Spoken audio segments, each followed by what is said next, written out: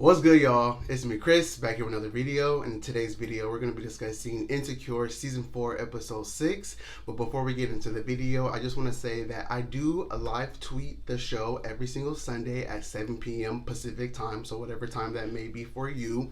So if you would like, you can follow my Twitter, check me out. I like to just give my initial reactions and also just interact with a bunch of my other Twitter mutuals who are watching the show as well. It's a lot of fun. You can get like my raw thoughts before I put up the video the next day today on Monday. So y'all go ahead and have fun with that. So we start off the episode. Issa is waking up in her bed. She's reflecting from the night before. You can see a lot that she's internalizing all the things that Molly said. You're miserable and you're a user, and it's really getting her. And then she's going through Facebook and checking all the comments on her block party, and they're all so positive, and it's so relatable because no matter how much great and good news you're experiencing from your life, when somebody who is close to you has called you out and accused you of something of being less than good, you hold on. That clouds your whole entire mind. So that we see that cloud her mind throughout the whole entire day. And she's just constantly internalizing all the things that Molly has said. She's getting ready for the day. She's having a conversation with Mayor Bay. And Mayor Bay is like, Molly got you fucked up.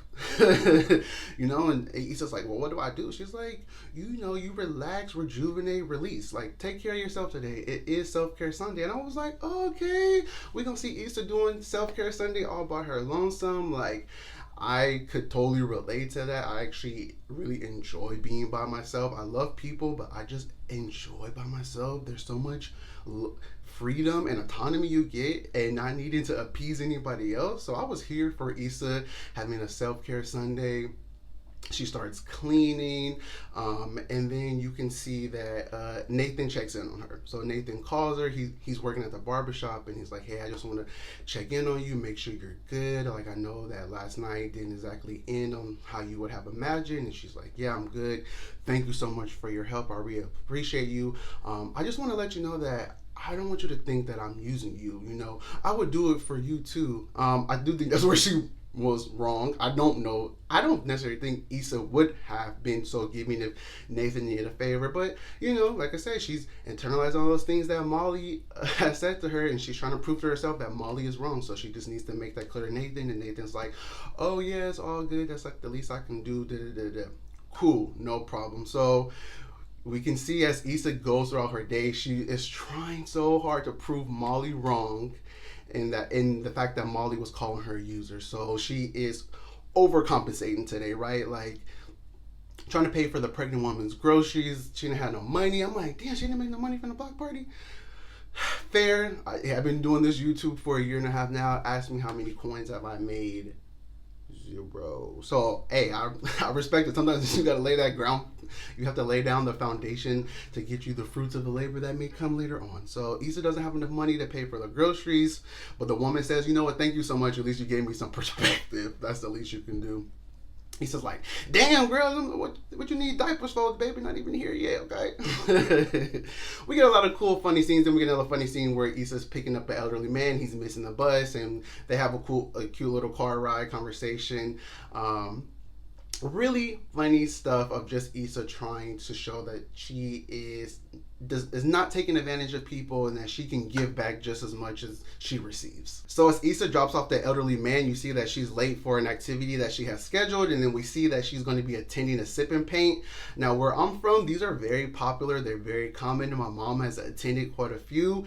Just a really cool environment to be able to socialize and create art without the pressure of being perfect and it needing to like appease so many people. Seems like just a very good time. And in this scene, we get to see Kyla Pratt. I love Kyla Pratt. I was so excited to see her. She's very much a part of my childhood. She was in the Dr. Dolittle movie. She was in 101. She was in Proud Family. Like, very much a part of my black ass upbringing. It was such great to see Kyla Pratt thrown in there. I really love Issa and her team. They're doing such a good job of paying homage to these black actresses from the 90s and 2000s that paved the way for her show to exist. I mean, we had Terry J. Vaughn from the Steve Harvey Show, who played the reporter. We see Wendy Raquel Robinson again in this episode, and we're going to talk about her later on.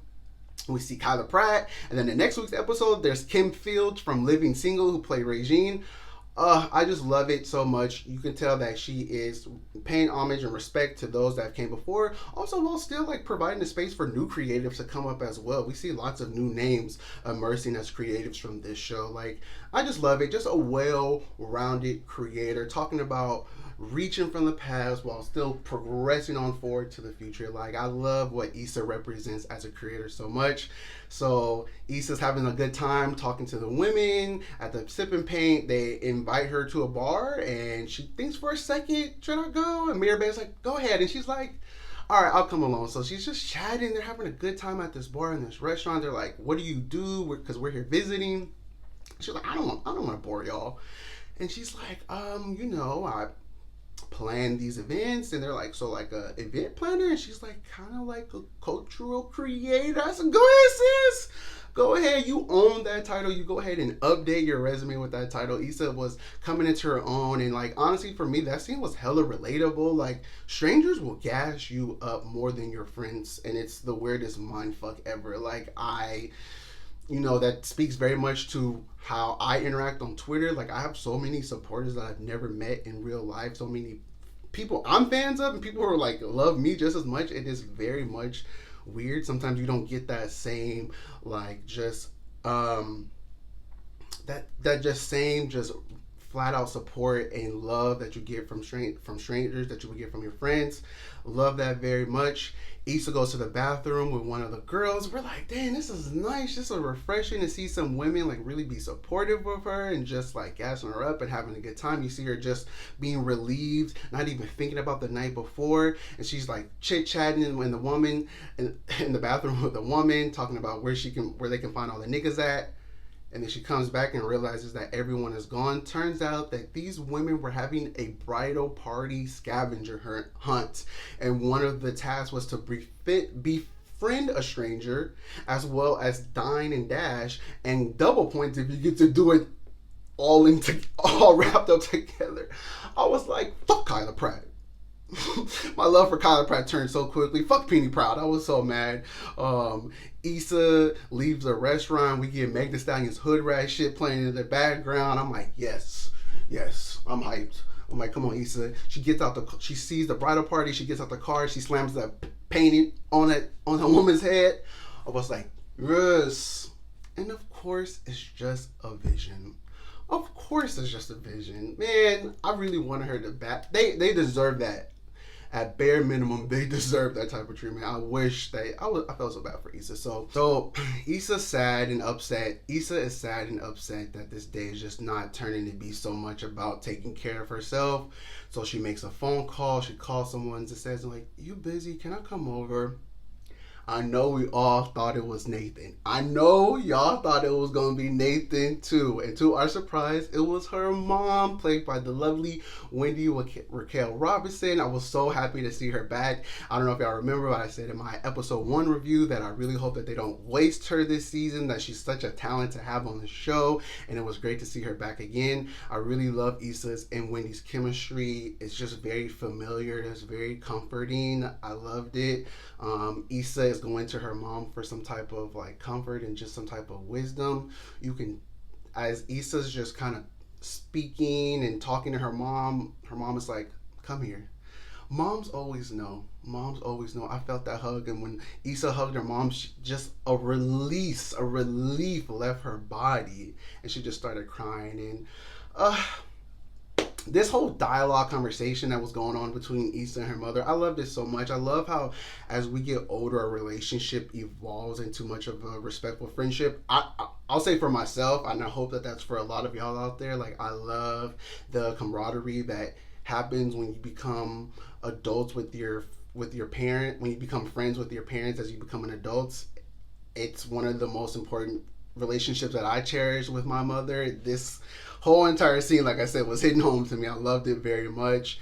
Moms will always give you a sense of purpose, make you feel reset, make you feel refreshed, and you could tell exactly that's what Issa's mom did in this scene. So she's walking back to her house or her car, I'm not really sure, and Kelly gives her a phone call and is just telling her like, hey, are you okay? Like, I've been trying to check in on you. I'm like, did you talk to Molly? And she's like, nah, I haven't talked to Molly yet. And she's like, well, you should. I want to make sure. Like, when me and Tiffany went through our thing, we almost didn't make get through. And so, you know, if Molly doesn't reach out to you, are you just gonna just lose the friendship? And she's like, are you giving the same energy to Molly? And she's like, yeah.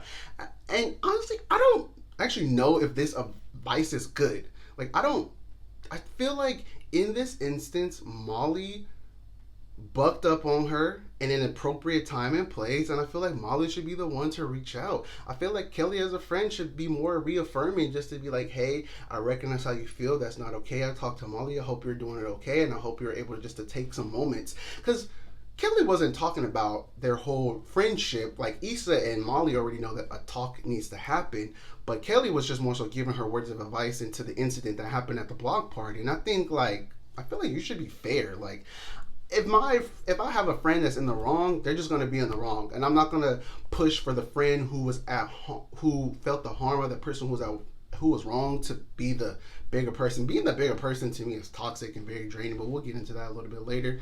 So Issa hangs up from Kelly, takes a moment to reflect. She's home, she's relaxed after a hectic ass day of literally giving her energy to so many other people. She smokes a joint. Do millennials smoke joints in papers? Like, I feel like most millennials are either using like a blunt, like a tobacco wrap, or vaping. Like, I feel like joints are shit like my parents use, like, or non-black people. I want to know, do niggas use papers? Do y'all use papers to smoke? I'm curious. So she's smoking her joint. She's responding to all the comments about the block party. Like, yes, you see Issa resurging. You see the confidence coming back. And she realizes she's hungry. Wouldn't you be hungry of all those adventures and you just smoked a joint and you feeling good? So she drives to her favorite restaurant, her Ethiopian restaurant, which was a nice throwback to episode 1 where they had Issa and Molly's, where they had Issa's birthday. Yeah, that's where Issa and Molly went to dinner for Issa's birthday. Issa's 29th birthday. It's funny because they said in this episode that she's 30. So I'm like, so from season 1 to season 4, we finally getting a time span. It's only been like a year or 2 max. It's pretty interesting. But Issa's walking into the restaurant. She's hyped. She's ready to get this Ethiopian food. And she sees Molly. She sees Molly sitting there at the bar on her phone. And she has some contemplating thoughts. She looks at Mirabay. Now, they cut away from Mirabay. I don't know if Mirabay said something or if this is just finally Issa recognizing that she can't rely on Mirabay anymore, that she has to stand in her own conviction and her own thoughts and her own feelings. And she dips out of the restaurant, heads her car. She says, skirt, I'm good. I'm not seeing that shit. And you know what? I don't blame her. That's the last thing I want to do, is see one of my most important friends and have a conversation when I'm had a stressful ass day. I'm high and I just want to eat. That's the last thing I want to do. And and listen, I do think Molly and Issa are both wrong and both need to have a conversation. But if we're basing it off of just the night of the block party, Molly needs to reach out to Issa.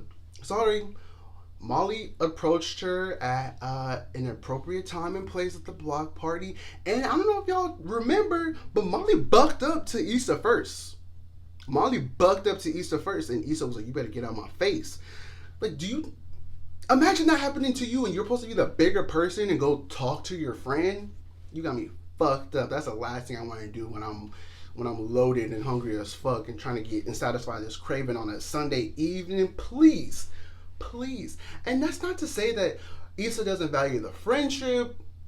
Not to say that she doesn't want not that she doesn't want to amend things, but maybe we just need a break from each other. Maybe that there's just a better time and a place for such things. But I think her not wanting to talk to Molly in that instance doesn't mean that she doesn't want to be friends with her. That's literally not the case. It just means just not the appropriate time and place. And I think that's asking a lot of Issa when considering she was the one who was embarrassed at her block party. So that's the end of the episode. We see a quick preview that Molly's on vacation with Asian Bay. They're going to some tropical island.